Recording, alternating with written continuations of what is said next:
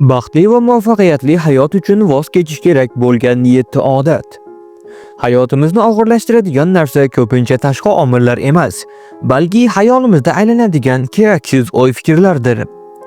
Agar siz ruhan yengil bo'lishni va oldinga qarab ildamlashni istasangiz, quyidagi 7 narsa haqida o'ylashni hoziroq to'xtating. Birinchisi, boshqalar siz haqingizda nima deb o'ylashlarini. Ko'pchiligimiz odamlar nima deydi degan ko'rinmas zanjir bilan bog'langanmiz. Shuni yodda tuting, odamlar siz haqingizda baribir nimanidir o'ylashadi va siz buni nazorat qila olmaysiz. Siz boshqalarning hayolidagi mukammal obraz bo'lish uchun tug'ilmagansiz. Xulosa, odamlarning fikri ularning dunyoqarashi mahsulidir. Sizning haqiqatingiz emas. O'z hayotingizni boshqalarning ssenariysi bo'yicha yashashni to'xtating. Ikkinchisi, o'tmishdagi xatolaringizni. O'tmish bu darsxona, yotoqxona emas. Unda uzoq qolib ketish rivojlanishingizni to'xtatib qo'yadi. Yo'l qo'yilgan xatolar sizning yomon ekanligingizni emas, balki harakat qilganingizni anglatadi. Xulosa, xatoni tahlil qiling, xulosani oling va uni o'sha yerda qoldiring. Bugungi kuningiz o'sha xatolarni tuzatish uchun berilgan yangi imkoniyatdir. Uchinchisi, muvaffaqiyatsizlikdan qo'rqishni. Qo'rquv bizni harakatdan to'xtatib turuvchi eng katta to'siqdir. Aslida muvaffaqiyatsizlik bu yutqizish emas, balki muvaffaqiyatga olib boradigan yo'lning bir qismidir. Dunyodagi eng katta natijalarga erishgan insonlar hammadan ko'ra ko'proq yiqilganlardir. Xulosa, hech narsa qilmaslik eng katta muvaffaqiyatsizlikdir. Yiqilishdan emas, o'z joyingizda to'xtab qolishdan qo'rqing.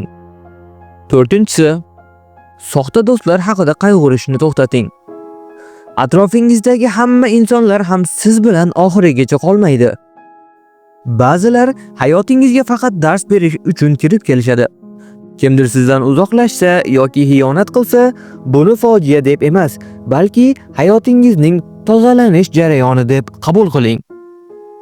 Xulosa, miqdorga emas, sifatga e'tibor bering. Sizni tushunmaydigan 10 ta do'stdan ko'ra boringizcha qabul qiladigan bitta sodiq do'st afzalroqdir.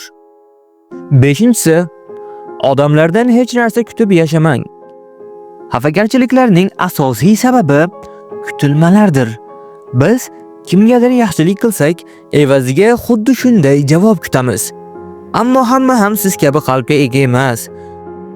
Xulosa, boshqalardan kutishni to'xtatsangiz, hayotingizdan norozilik g'oyib bo'ladi. Mustaqil bo'ling. O'z baxtingizni boshqalarning qo'liga topshirib qo'ymang. Oltinchisi, siz haqingizdagi negativ fikrlarga quloq solmang. Sizni tanqid qilayotganlar ko'pincha o'z hayotidan norozi bo'lgan insonlardir. Muvaffaqiyatli va baxtli inson boshqalarni kamsitish yoki g'iybat qilish bilan shug'ullanmaydi. Xulosa, tanqidni filtrlang. Agar u sizni o'stirmasa, shunchaki shovqin deb hisoblang. Buzg'unchi fikrlarni qalbingizga yaqin olmang. Ular sizning quvvatingizni so'rib olishiga yo'l qo'ymang. Yettinchisi, o'zingizda yo'q narsa uchun qayg'urmang.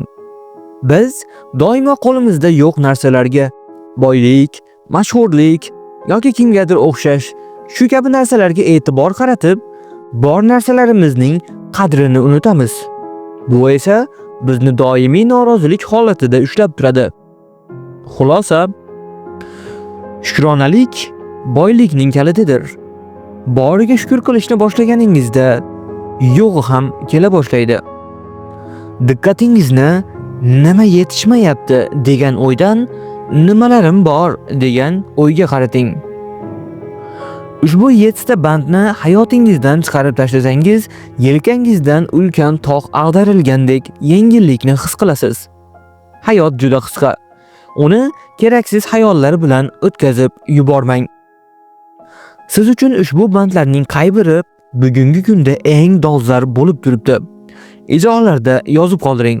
Biz esa muhokama qilamiz. Siz bilan muvaffaqiyat sirlari bo'ldi.